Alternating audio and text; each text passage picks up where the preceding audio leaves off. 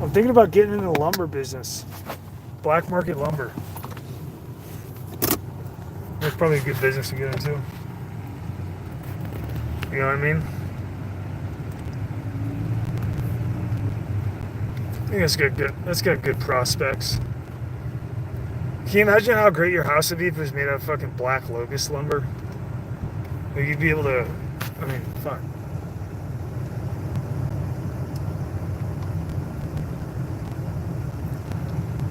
Carl, is it your fucking birthday?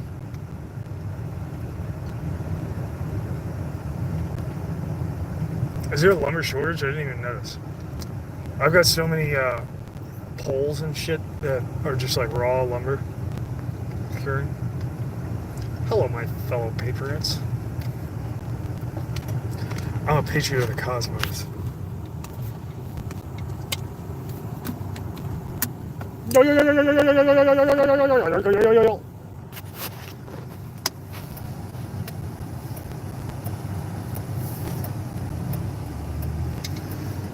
How's everybody doing? It's Friday night, isn't it? Did it say Friday? No.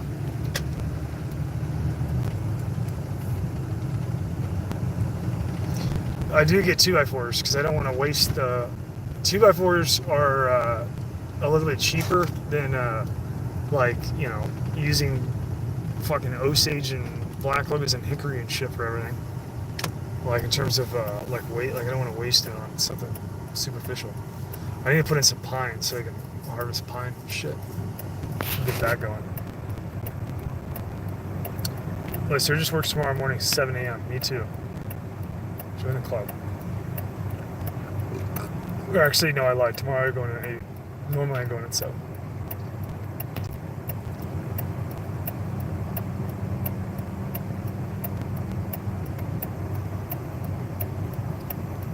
All your water storage garbage? I don't understand what you're saying.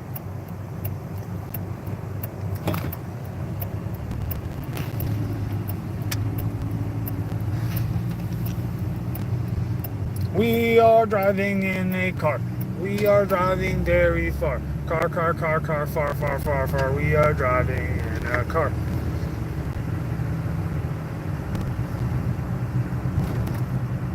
Do I support myself as an artist? My financial ideal is that I'm trying to get away from money. It's very difficult because the system enslaves you. You can't get out of it.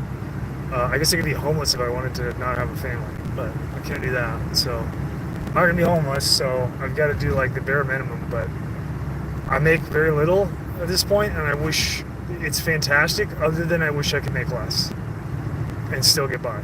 You know, I wish that there was just less. I wish I could get by on like $5 or something. You know, and not get like hemmed up and. Does that make sense?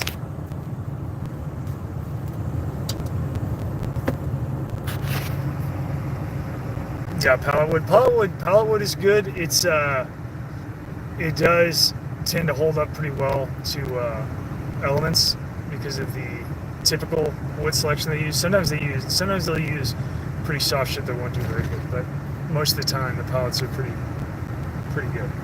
If they're like a dark gray, that's like the good shit. Or the dark brown, that's good shit. The pallets are good. 50-gallon barrels are also good. So if you didn't know this, you can, if you get like an air nibbler, the tool of the Freeman is pneumatic tools, not electric tools.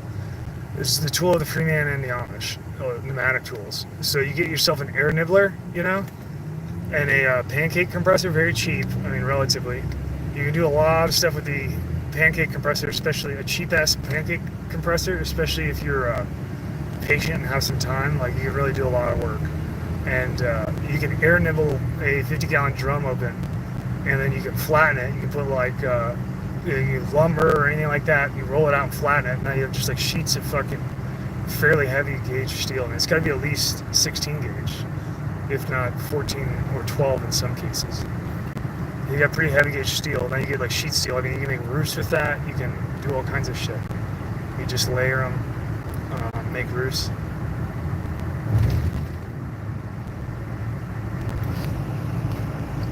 Shit like that. Pneumatics is like, total. I mean, in my opinion, in terms of, I mean, it's good if you get good if you have time learning to use a hammer, which is a skill. It's not like you don't just pick up a hammer and nail and just start banging away. Like in terms of actually making things that are quality with hammers and nails, it takes a lot of practice. But if you start getting into it in your personal time and have some time to put into it, it's a great skill. Like both that and like notching and stuff with hand saws, that's like a fantastic skill. The quicker way is to get an air nailer on your pancake compressor, and that's if you're not willing to learn to use a hammer, then that's like pretty much your go-to bet of like, if you're like, let's just take a hypothetical. Let's say that you lost everything today and you had to go in the woods, and then you have to you just fucking showed up in the woods and you got like you're not bringing your shit. You could bring some tools in your vehicle or whatever. That's about it. If you have a fucking pancake compressor and a way to power it, and if you have a like an air nailer and like a box of strip nails, like 21 degrees strip nails or whatever, you're gonna basically be able to build a fucking house out in the middle of the woods. And that and a saw.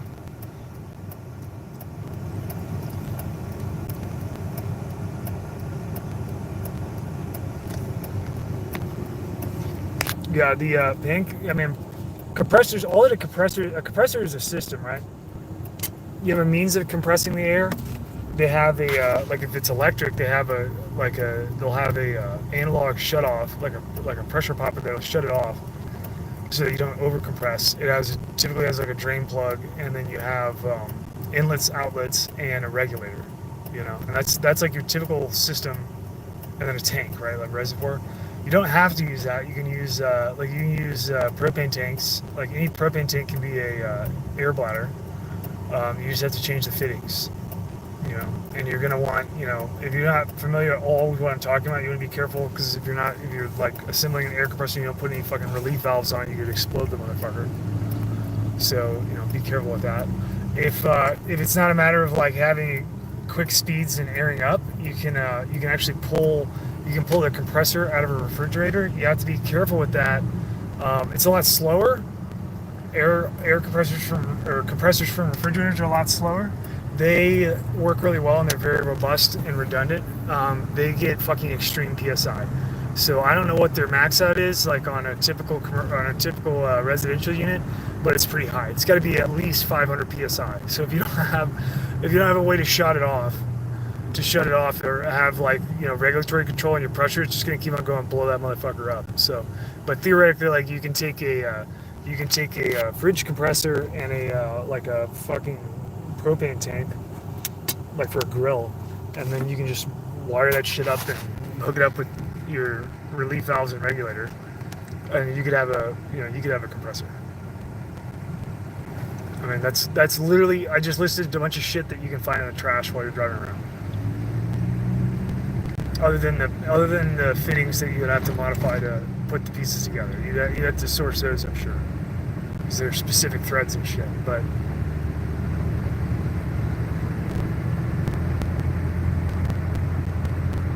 yeah, you might die. I mean, Poo Poo Pee Pee says you could do this. He says, quote, "You could do this, but you might die." End quote. Yeah, that's true. You're also all gonna die at some point. So, yeah. But not everyone really lives.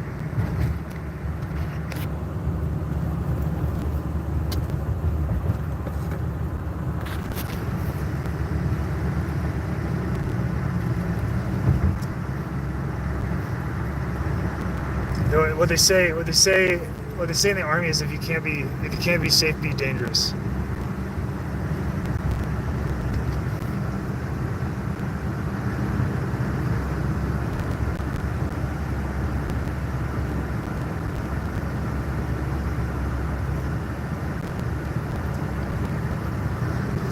So anyway, I wanted to talk about the stunting for the channel. So like YouTube is obviously going like out of their fucking way to stunt everything, and the analytics are pretty demonstrative of that. So I just posted the thumbnail for this video are pretty much all the relevant analytics. you have about like 80% of viewers are in North America, in United States and Canada, but vast majority of that is United States. Obviously, Canada would be the second largest viewership base. Following that, you have Australia. Liza Beams out of the Pinus in Australia. You have Australia. You have you got Germany. You got Deutschland. You got not really much. I mean, I think there is UK viewership a little bit. I feel sorry for those guys. There's like 2 people in the UK hold out. They're probably like living in a sewer at this point. Like, fuck, man. Fuck, lad.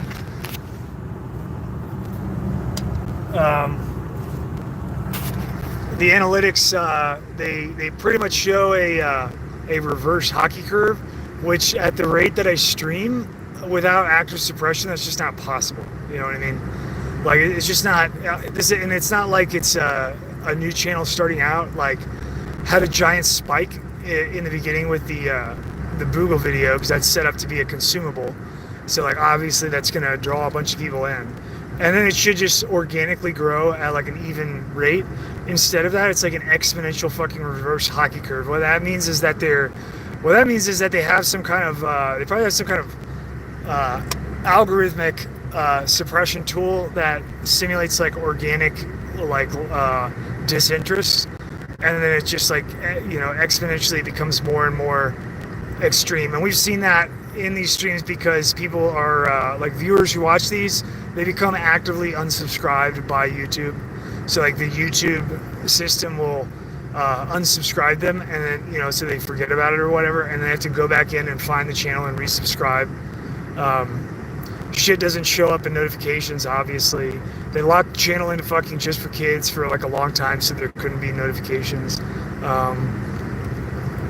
That kind of shit is still going on. And there's just all kinds of things that they use to suppress people. It's really evil. It's like, it's probably one of the most. The social media is probably. I mean, social media doesn't have to be bad if it was not set up as a profit model and not set up as a like a fucking weapon of destruction. Which I guess that should come first, because that's probably the that's the primary intent. The primary intent is for it to be a weapon of destruction. It doesn't have, it could be used as an altruistic communicative tool between people, and it's totally possible.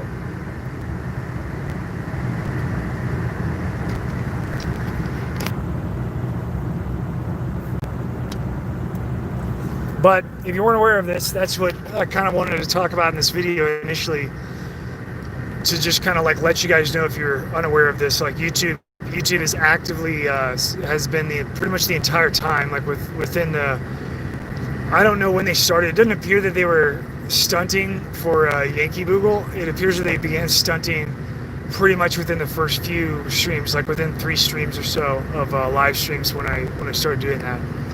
I noticed it pretty quickly, because I started having, within 4 streams, I had pretty regular feedback in terms of like, an idea of what was going on. I was looking at the analytics. I was looking at the pace of like people coming into the streams and seeing it, and like the timing of that. All that stuff got altered like drastically. It's just been funny business ever since. It's non-stop funny business. I don't expect anything else. It's just, I don't know how any fucking troll could sit there with a straight face and talk about how there's not like a world government fucking, 1984 system going here. I mean, it's undeniable that YouTube, they openly admit that they stunt. They're removing fucking gun content, the fucking Twitter stunts. You even have in the control paradigm, you got fucking Donald Fuckface Jr. doing like ads where he's like, look, I'm being actively stunted on Twitter. Everybody knows that they're fucking stunning. The whole thing is like, obviously the thing with Trump is like, it's just like with Alex Jones. Like Alex Jones was the gatekeeper for Sandy Hook. So basically, like with the fallout of Sandy Hook, they went after him because he's control op. So they went after him to make sure that everybody knew that, you could get in big trouble if you talk about Sandy Hook. You get sued. So they set up a little lawsuit with Alex Jones to have a little picture show about it. And then they had fucking Alex Jones like, look, we're kicking off Alex Jones off of YouTube, and they like, you know, oh, made a big stink about it. It's all, he's fucking in on it, man. Same thing with fucking Trump and the entire. I mean, this is a world government. It doesn't follow the model, the traditional models that you guys are used to.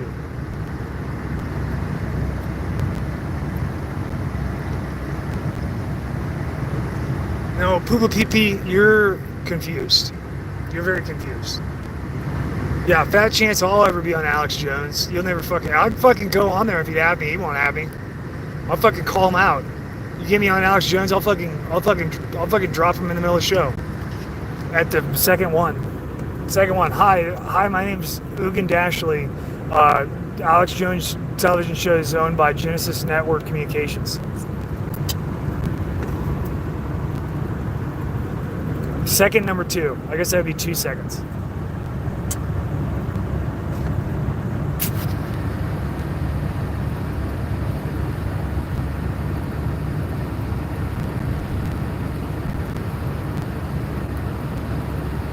Yeah, just send me, if you want me to text you or whatever, just send me the, I try to, like, if I'm planning on a live stream, I'll schedule it, but that's, like, very rare. Usually I'm literally like, jumping in my car or something like that, and I'm like, fuck it, I got a couple minutes of the live stream. That's why these are so impromptu.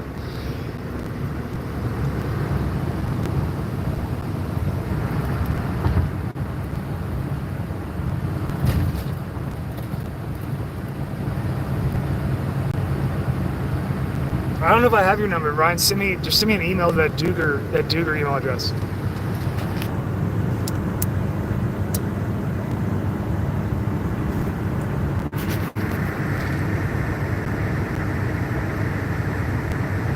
Come on, we're not talking about fucking years of tacos. I'm not giving you my fucking license plate number. We're not talking about years on the taco. We're not talking about fucking, you know, what size underwear I wear, like what time I go to bed or anything like that. Alright? You want to know that stuff? And I'm half pulling your leg here. If you want to know that stuff, you can come down here and surveil, like on my property in real time, and I'll come talk to you. We can chat.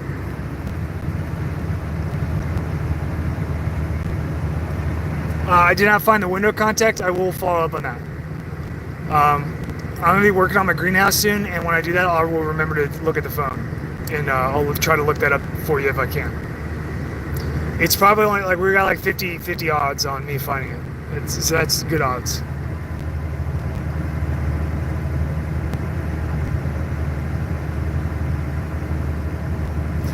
Somebody actually already sent me a phone holder. It's in the truck on the floor in a box. I haven't opened it yet. I meant to look it up. I haven't done it yet.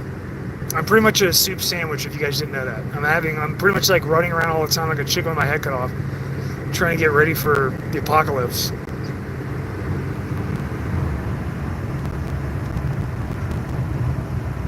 I did get a sticker and patch, thank you.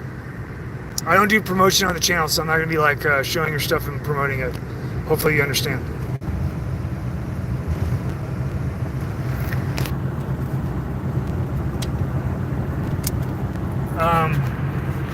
Let's see, what else?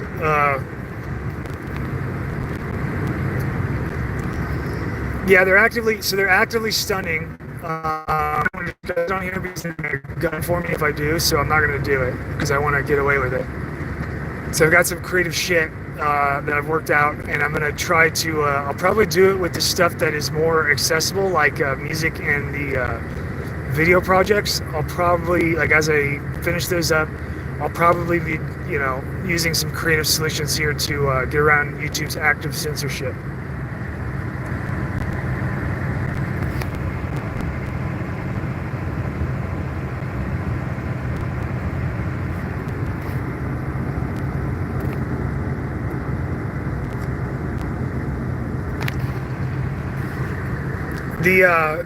The situation in the world, in the entire world, because it's not just the United. Do we have any like European viewers here that are European origin, like they were born in Europe and they live there currently still, or Canada, or the UK, like anything?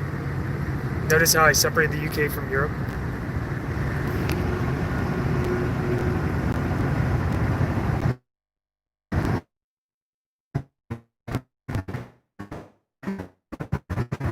nobody, is this all America tonight? That's fine. I'd like to ask the European guys some shit. Okay, Eurofag here. Okay, so the like in terms of I don't know what the demeanor is in Europe, like in terms of the population. Do you think the in the United States, I basically see like what I perceive from my angle, which is limited. So I could be off base a little bit, but what I see is I see a bunch of people that know in their heart that something is incredibly wrong, and they're dealing with they basically have a fight inside of them, in their soul, where they're like weighing their material value and the system that provides that against their ethic system, and that is having a battle right now in people's heads. And it's a battle between what they perceive as practicality and like ideal, and those two things are conflicting right now, and that is like the ultimate source of stress, besides the physical inconveniences, shit like that. Does it feel like it's that way in Europe?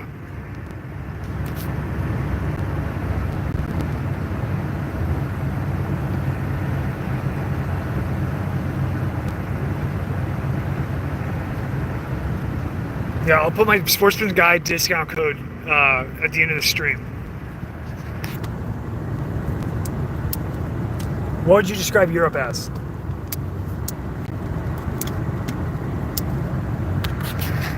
What is there? Okay, I'll put it this way. I'll do specifics, right? What do you think? What would you describe in Europe? Do you mind if I ask where you're in Europe, like which nation you're in? Or I mean, you don't have to answer that if you don't want to.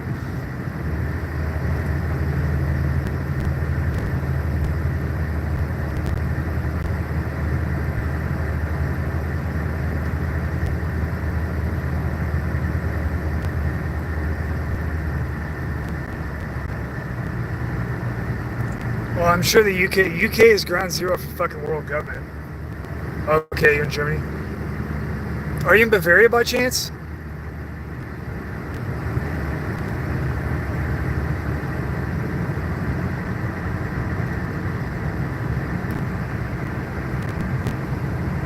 I love Bavaria. Bavaria is like my favorite.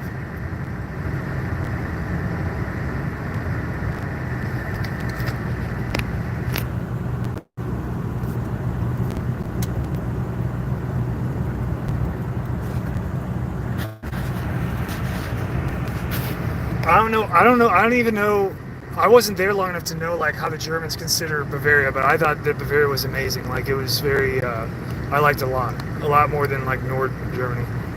The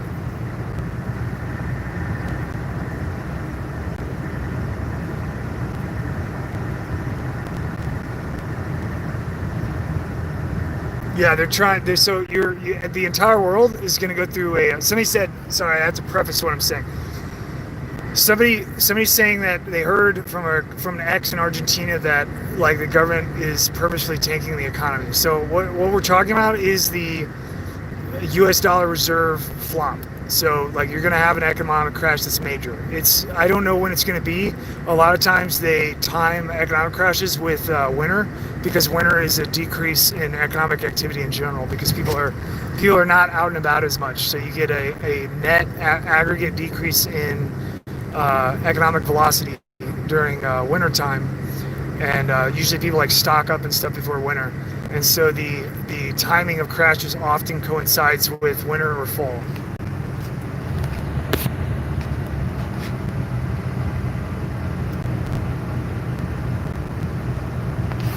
Yeah, I don't know what the deal with Germans is. I don't know if they're blue pilled or what. I feel like Germany should have like a underlying like new generation that is just like fucking like about to fucking unleash. That's what it seems like logically should be going on, but I don't know if that's the case. I know that like they really got a number done on them after World War II, you guys. It's like they fucking got stepped on hard, and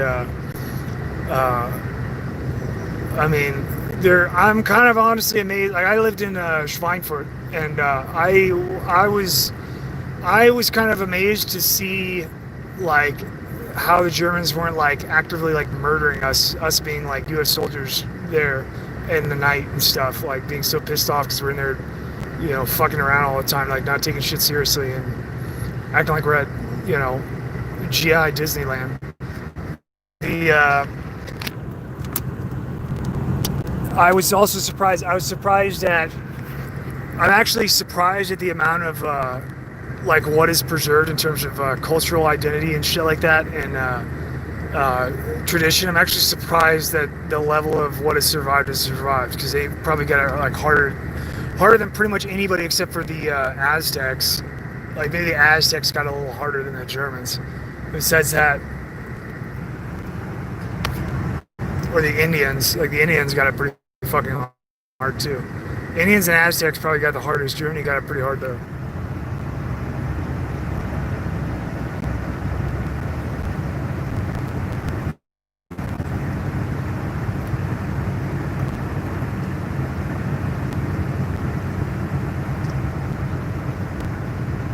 I've not watched Shadowgate. What is Shadowgate?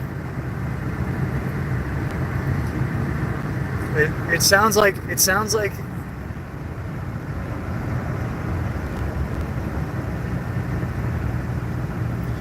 I mean, there's shit that goes on in Germany, like there are, it's not all fucking, soma pills over there. Like there are, I mean, there's like, minor civil conflict and stuff. It's very minor. I mean, you gotta remember, like, Germany went through a period where, they had a fucking, basically like a giant fucking, I don't know what you would call it, like a mirror set up in the middle of the, the Berlin Wall, and you had East Germany and shit. That shit was fucking traumatic as fuck. Like, that shit was not, I mean, they were basically like brainwashing the entire population and then having like a dumbass Western occupation of the West Germany where it's like occupied by a bunch of retards that don't even understand what's going on, making like it's Candyland. And then you had Eastern Europe, which is just like, they're basically using it to like go in there and like pillage as much as they can and like traumatize the population into like experimentation to see how much like dogs they can make them. And that's like the post-war environment of Germany. And then they pretty much like dropped the wall and then combined the two into like a pseudo East-West Germany that it is now. And they staffed the government with a lot of East Germany went into the German government. Like fucking Merkel's fucking East German. It's fucking East German commie.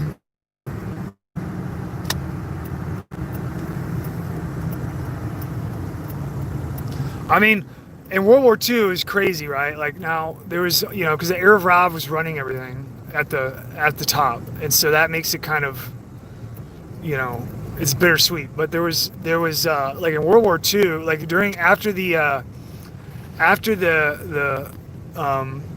Paris conference, disarmament. I mean, the whole thing with like Rheinmetall, like going into fucking like they were going into fucking. Now, obviously, they were going to Switzerland, like making guns and designing guns like under the table and shit. Obviously, the only way that flew is because the Erev Rav like knew that they were doing that. And they were like, "Yep, go ahead," and they allowed it to happen because Erev Rav is like heavily present in Switzerland. If you didn't know that, but the I don't know. Like they were designing entirely new weapons, like getting everything all set up and shit.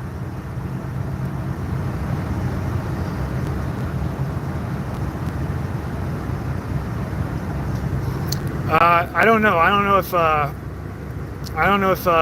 know what the condition is in Alsace. I mean, I think Alsace is probably pretty pacified, I would assume.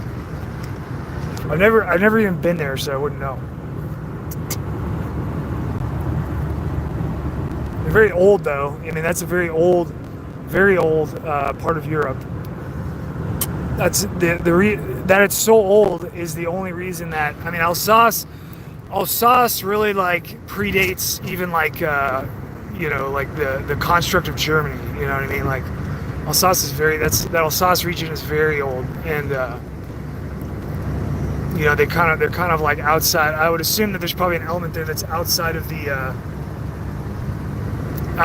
purview of like the come and go of the nation states. But I don't think that they're very I don't know how hardy they are in terms of like holding on to who they are.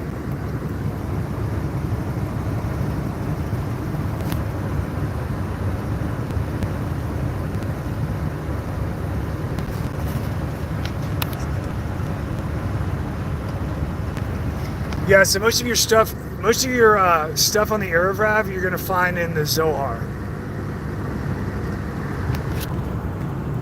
Like in terms of specifics, that's in the Zohar. Zohar is very difficult to read, and if you can find a rabbi, I mean, you're not gonna find a rabbi that's gonna teach you, but if you can find a rabbi that would teach you, it would help a lot. But the like the Zohar is fucking gigantic. So if you try to, I mean, by all means, try to read it. It's just, I'm just warning you, it's very difficult to read. It's very large.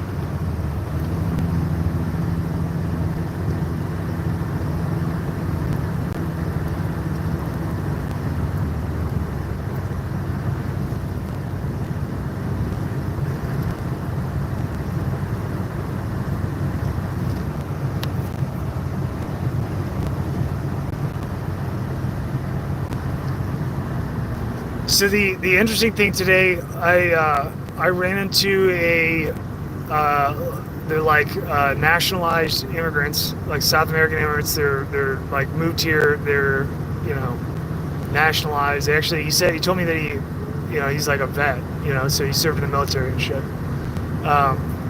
Just total strangers. I ran into him in a certain circumstance, and I was kind of talking to him.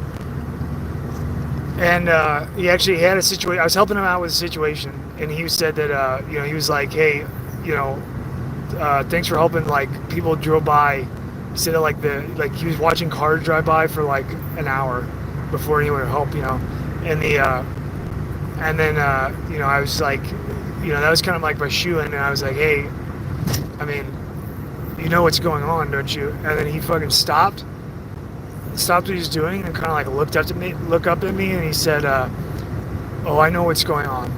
I know what's going on." That's what he said to me. And I kind of like smiled, because if he fucking gets it, roughly, approximately, then a lot of people get it.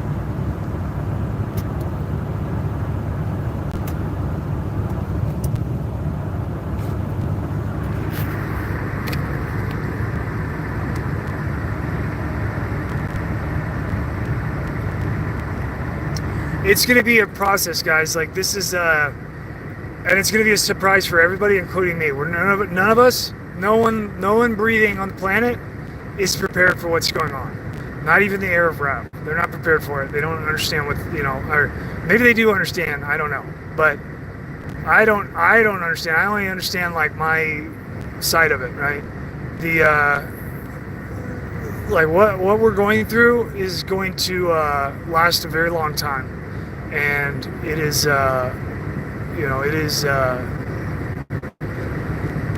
not simple. This is nothing like what is happening is nothing like anything that's ever happened before in human history. There's nothing like this. This process is going on.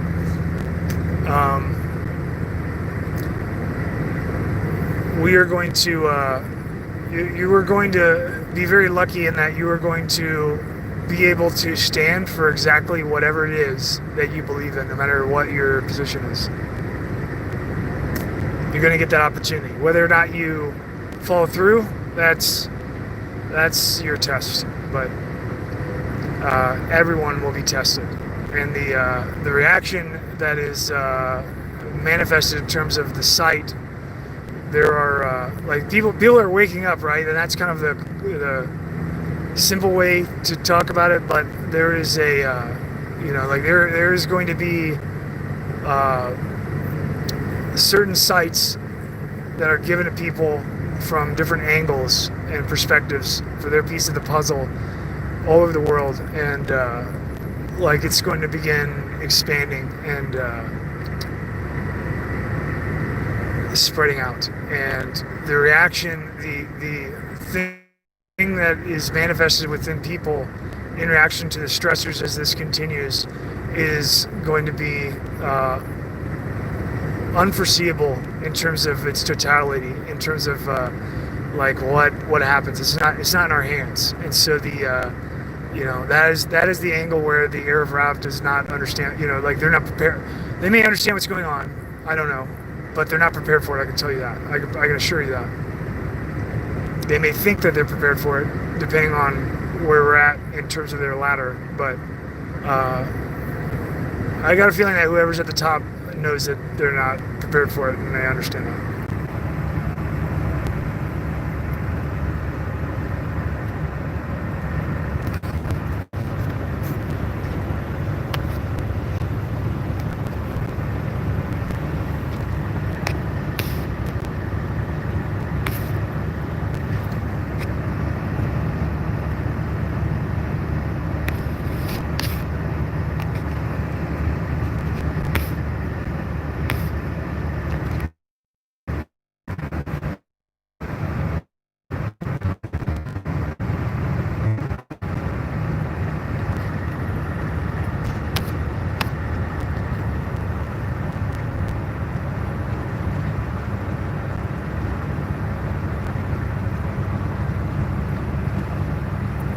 Yeah, so the like the depth of where we're going is going to be like, just to, because I realize that when I say we're not prepared for what's happening, like that could mean a shitload of different things, and people have maybe never thought about this stuff before.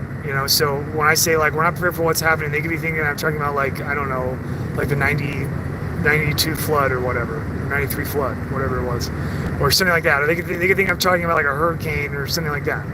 That's not what I'm talking about. What I'm saying is that, like, now this is going to be, I'm going to say this, and people are going to be like, Doug's a alarmist. Is it true? Well, we'll all find out. So if I'm wrong, you're welcome to hold me accountable to it. That's fine. Like where this goes is that you're not going to have any more nation states. Like, the nation state is done as a conception. So you're going into a new era of the construction of government, and it's going to be an extremely disastrous transition for people in terms of, because people, it's going to be similar. It's similar to what's different about it than other tyrannical periods of history is that in the past, the way that it was done was like the benefit, like you get some kind of like benefit. Whether you're a serf and you're under a monarchy, then it's like, foreign threat can be, you get defense from that, and that's like the benefit or whatever. Or you get like town bread, provided to you that you couldn't make yourself because you wouldn't have time, or whatever the fuck it is. There's some little bread and circus that you get.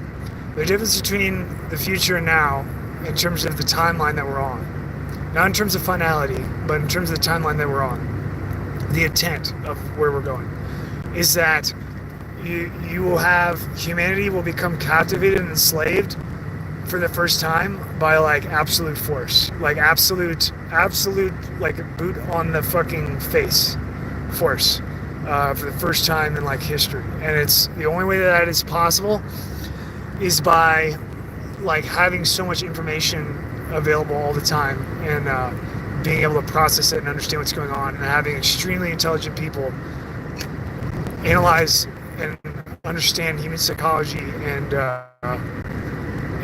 have the track record that they do of presenting image and idea to people, and being able to control and manipulate the non-physical world of the individual's mind. And like the expertise in that is what is going to permit the manifestation of this thing in the physical world in a different way than it has been before.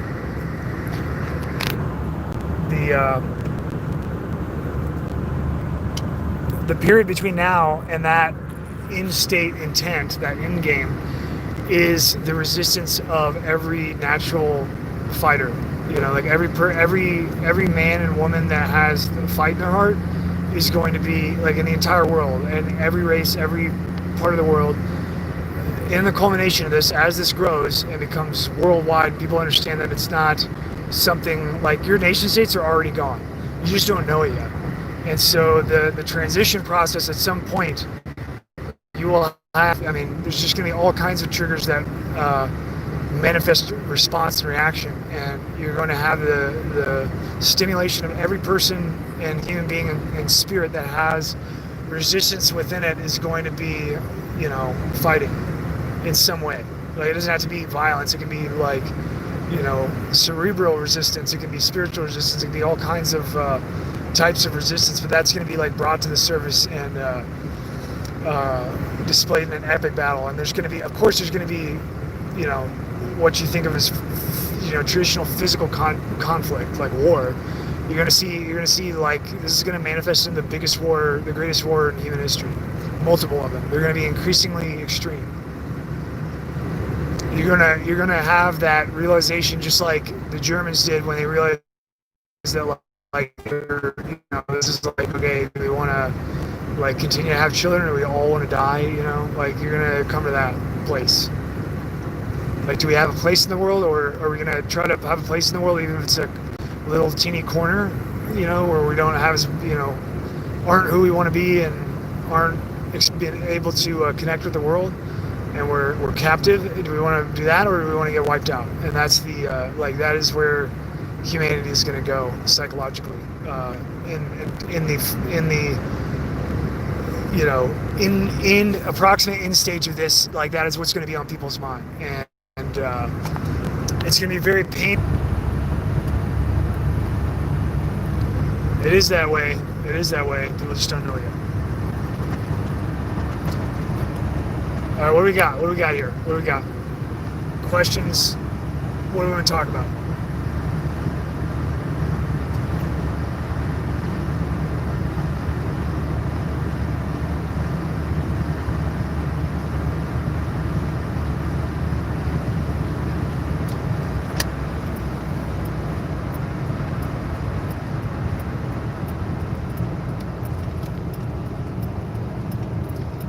Population levels, genetic experimentation in China with U.S. cattle.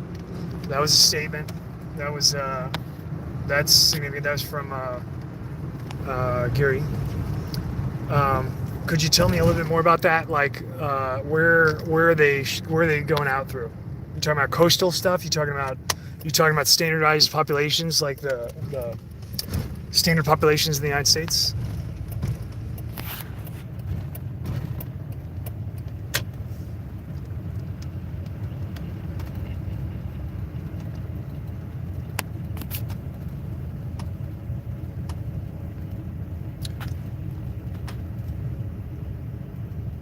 High nutrition value crops. Well, so beans are good. You know, like rice, beans, grain. Out of grain, you know, like a really good one is sorghum. Sorghum's easy to grow.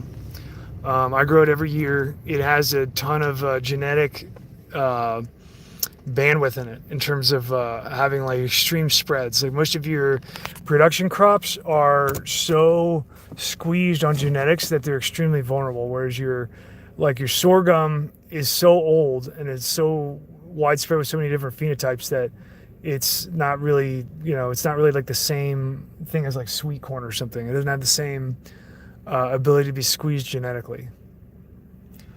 You know, beans and rice, that makes a whole protein, just so that you know. Like, sweet potatoes are obviously a very good crop to grow in terms of food. They have a ton of nutritional value. They're easy to grow. They're really like a, you know, summer, fall time crop, and you can do multiple of them. Let's see, what else? There's garlic is a big one because of the multi-purpose uses of garlic. So garlic is extremely important thing to grow. What else? Kind of like blank brain here.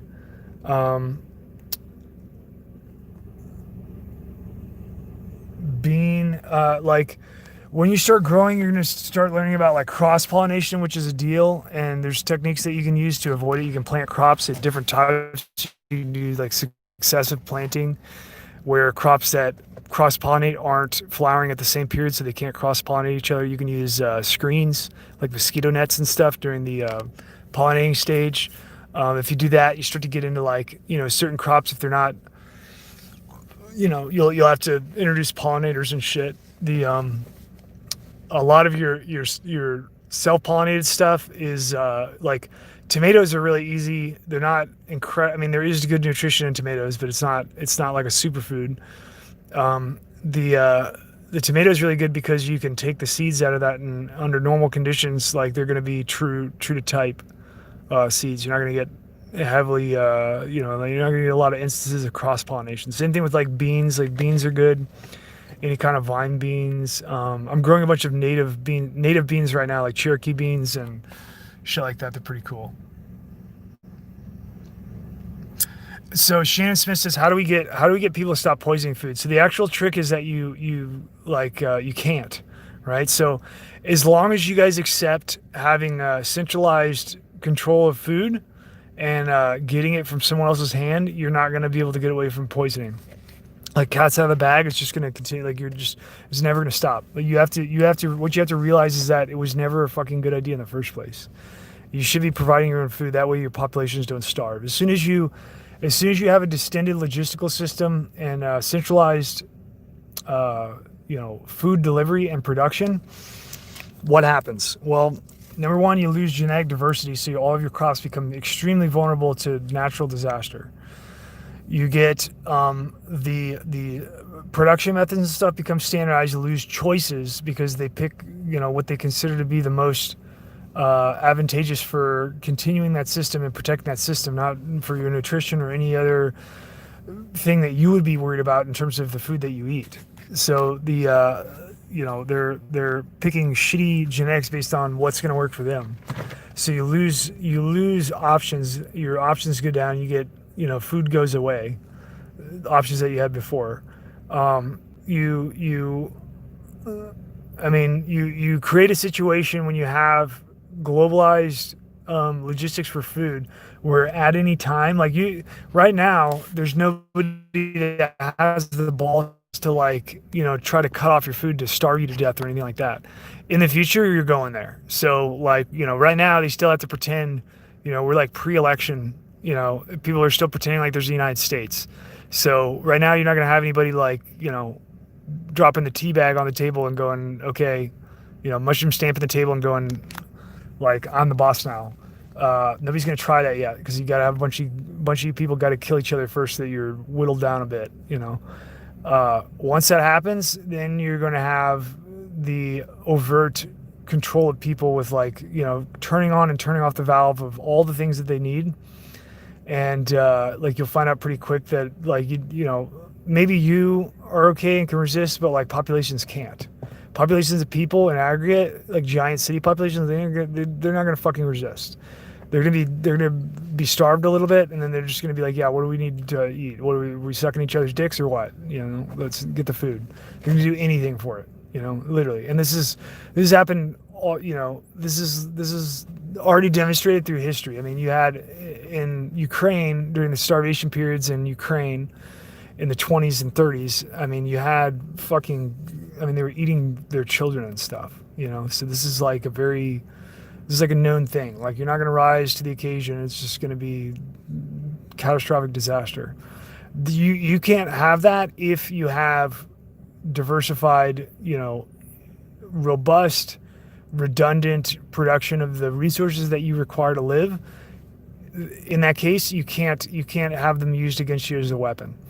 For Ukraine, the way that they starved them is that after the Bolsheviks took power of Russia, they had to go into fucking Ukraine, which is like the breadbasket of Europe, basically. It's like a very fertile land and heavily cropped in Europe with huge genetic diversity, and they had to fucking lock all that shit down by law and make people forfeit their crops and shit they're making, and they had to make it so that in certain communal cases, in towns, you'd have designated talented farmers that would produce crops for the entire town, of 500 or whatever, how many people it was. You'd have trusted people that would make the crops and shit. Well, they made it so that under the Soviet system, it was like you no matter what you do, it started off like you send all your crops to a central source. So they send it back to Russia and they redistribute them.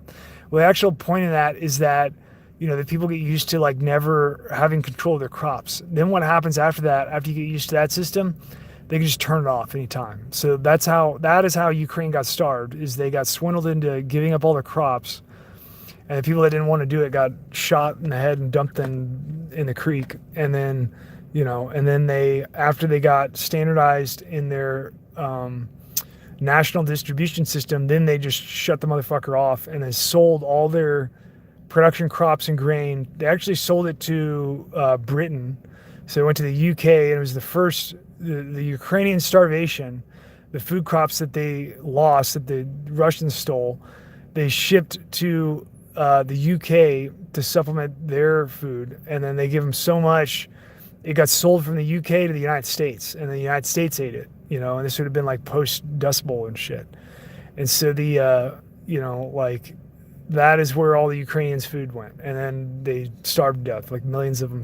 I mean, millions of people starved to death in Ukraine. It was at minimum is like 10 million, I think. I think that's a realistic number. It's probably a lot more than that. Like on the conservative side, you're talking like 10 million people starving to death, like women, children, fucking everybody. So bad that people would trade and barter body parts of their like dead family members, for food, and people were like eating people. So, I know that that's a million years ago and so far away and that could never happen here, but you're going to fucking watch it happen probably. I don't know if it's going to get that bad in the United States. We're pretty creative, and we have a huge population that, luckily, like, we're not all on board brainwashed. Like, we're pretty much like hate each other now, which is kind of a blessing in disguise because we don't trust each other, and it's going to be hard to get us all on the same page. So maybe that'll end up, making pockets of stuff available so we don't have anything that extreme happen. But you will definitely see the cutoff and control of supplies in order to force the population in a direction that they want it to go, to help them, guide them down the 90-degree curve to the stun box. And you're seeing this with shit like the fucking, like California threatening to cut off utilities to people that aren't COVID compliant, like shit like that. It's just the start of it, right? Anything at all that you don't make yourself, that you don't have 100% positive control on, they can just shut the fuck off anytime they want. The only reason they're not doing it right now is because the people that man all of these processes that are American citizens also, they don't know what time it is yet. So like they don't know how fucked things are, and they think that, they're still like, like I'm a proud union member. Like they don't understand, like what they've gotten themselves into by supporting the globalization, consolidation of resources. They've already set it up, and now they're just there. And then what's going to happen is that like they'll be put in a situation where they have to choose if they want a job or not. Then after that, they're going to have to go with the program, and it's going to be everybody in aggregate. And then they'll start being able to give them orders like, after shit's fucked up a little bit and people shake off that concept that they think they have of morality and ethic, they'll find out if they really do have it or not, and then they'll give them orders like, hey, we're going to shut this off. They're always going to have an excuse, right? They're never going to say world government and its cronies, its representative facades that are embedded into the department heads of like government all over the United States and the world. They're never going to say to the people that man power stations or water stations or anything like that, they're never going to tell them like, hey, you need to shut off the water so that we can like, fuck the United States and make them do what we want and we're not Americans, like they're never going to say that. It's always going to be a synthesized crisis that you have to respond to, and the shitty fucking fucked up thing that you're doing by turning off water or whatever has some kind of synthesized greater good that you're trying to pull off. Like it's never like sold to people like a bad thing. It's always sold as a good thing. And then the like people are just so brainwashable that they're unable to detect like what's really going on, and that's what happened in Ukraine. Like when they're starving people in Ukraine, they're not saying, hey, we're going to starve to death like millions of people and children, you're going to be a part of like killing children by participating in the system. They never said that. What was happening was they're saying like, we need to distribute food to all the people that aren't getting food. We need things to be fair. We've been gouged by the rich for so long, and there's like capitalists trying to take over, and so you need to give up a little bit and give us all your food, and then we'll redistribute it evenly, and you'll get a little bit less, but we'll get the system up and running to where it ends up being better in the long run, in the long game, and everything will be better. And then people looked at that and believed it, and they did it. And then once they gave up their control of their resources and shit, it's like you're not gonna be able to get it back. It's a one-way street. So once you give it up, you have fuck all, say, other than fight and die, and that's it. And well, a lot of human beings are not willing to do that. So they're gonna take the starvation, they're gonna take the death.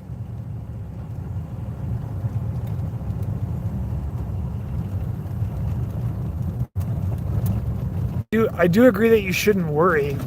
Somebody says, "Don't worry, what will happen will happen." I do agree that you shouldn't worry. You should acknowledge the hardships that humanity is going through as they occur. It's not right to not acknowledge suffering of people. And like, if that's your perspective, then like you're kind of a shithead. Like it's okay to fucking acknowledge shit and not be a naysayer telling people like shut up and then fucking cover up like oppression and tyranny. You need to actively expose and stand against tyranny and oppression of people in reality. I'm not talking about the fake ass narrative of tyranny, like, what's going on now with the Marxists. I'm talking about like when people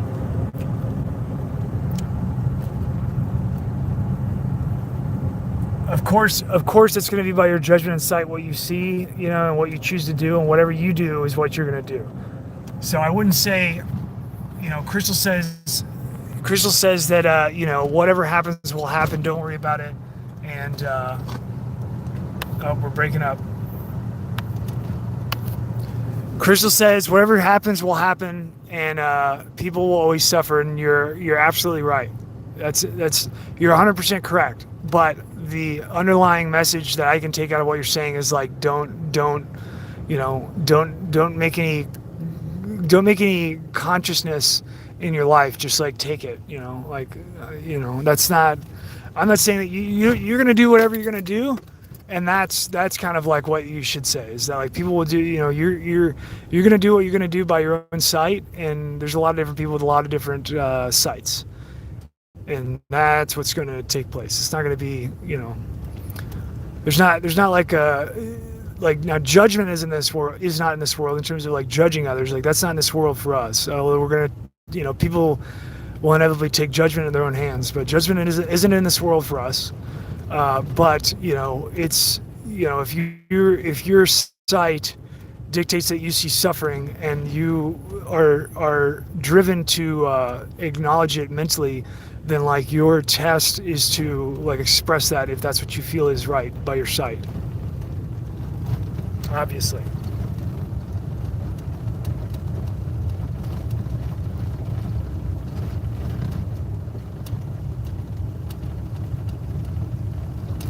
You can do a lot of filtering, like on water. If you guys want to talk about like consumer products that you can purchase, like if that's your idea. I mean, you can't. The amount of material that's in production is not enough for everybody. So if this actually gets to the point where, I'm talking about water, making your water turn into actual water that you can drink. That's what we're talking about here. People were talking about that in the comments. So the a reverse osmosis system, like a membrane system, is if you get like 1,000th micron RO membrane. That's a little bit different than water filters. So most of your RO systems have pre-stage filters. Like a five stage filter system is pretty typical for RO. I don't know what the micron size of the lithium will be, or but in terms of the stuff that's in there now, you're pretty well filtering that out at that point. Like once you get down to the 1,000th micron size, that would be through reverse osmosis. Obviously, like reverse osmosis typically has gigantic wastewater associated with it, so a majority of your water is rejected, where you're going to get like 3-to-1, 4-to-1, 5-to-1 rejected water is gonna be expelled off of your RO system. So obviously you want to capture that and not just like throw it down the drain. You want to capture that water and use it.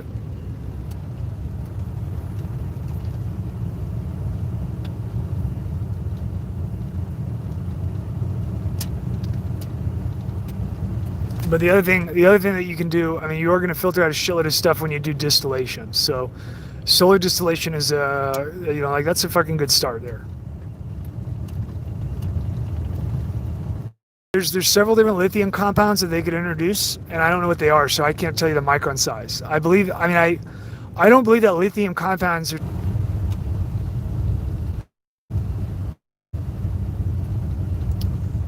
Oh, okay, we're getting broke up here. All right, hang on.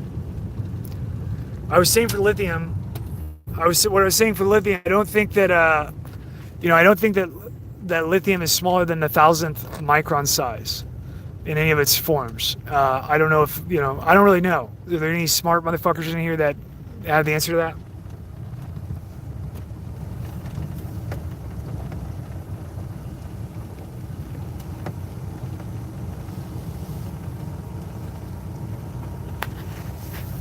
I don't know. I mean, you can try to fucking drink coconut water and see how it works. I mean, I don't know. I'm not like, my approach to this, my personal approach, if you want to know what I'm doing, I'm basically like taking everything that I need in stepwise fashion of what's the most immediate and like cutting off, anybody that's trying to provide it to me. I'm providing it to myself.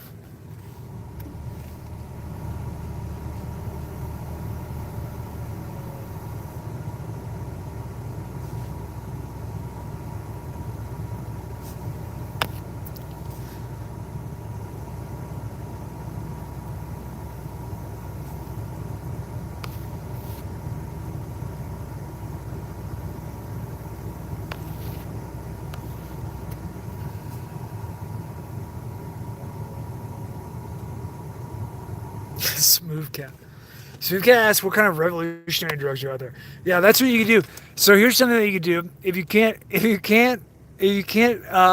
like filter your water or whatever, what you could do is you could start working right now on developing a revolutionary countermeasure that makes people fucking wild boys, and then you could just fucking break into all the water processing treatment plants and dump that and spike it, so you get a double spike, more powerful in counteracting the effect of lithium, turning people into like raving fucking testosterone pumped apes. I'm on board with that, sure.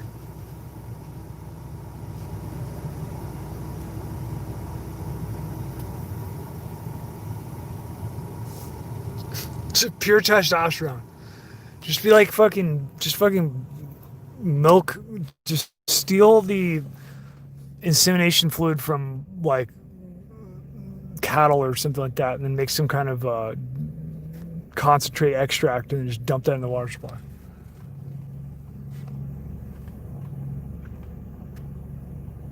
Meth water. Adrenochrome. All right, I gotta go. I got work to do. Anything worthwhile talking about? I'll be the judge of that before I go. It's gonna spike my interest here.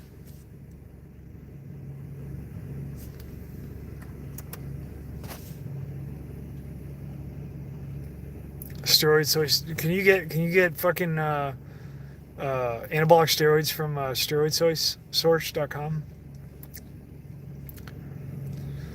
There's actually a lot of efficacy to steroids for certain purposes. The way that most people use them is not really like very positive, but.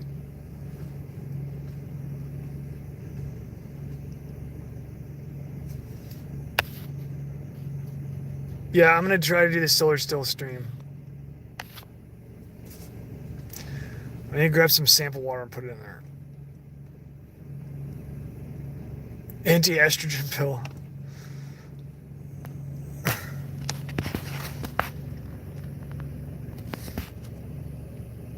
I don't take.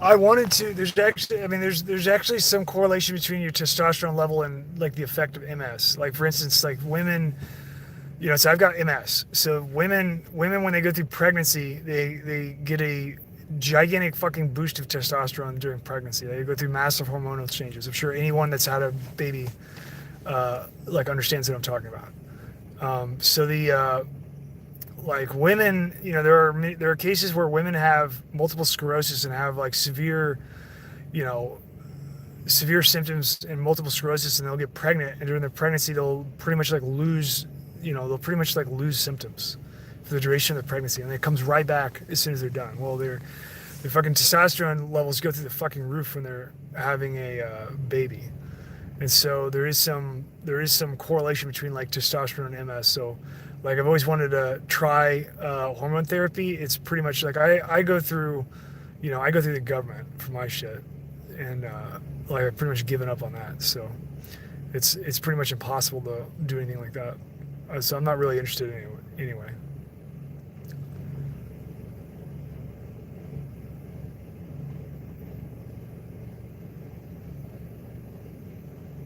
Yeah, there'll be fighting. Gary says people will be fighting for real no matter who wins after this election. You're right about that. That is the plan of the world government.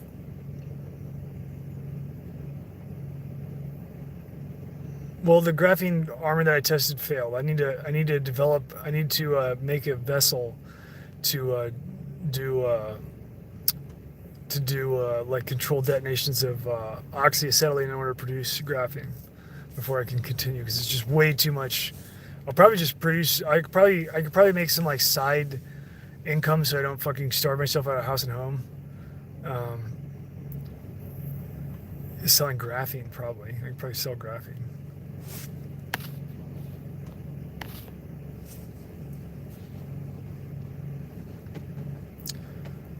Love you too, guys.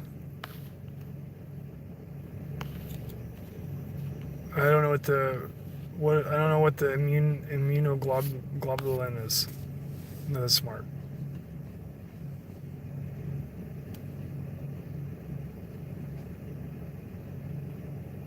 Hopefully not. All right, so you guys have a good night. Love you. Have fun.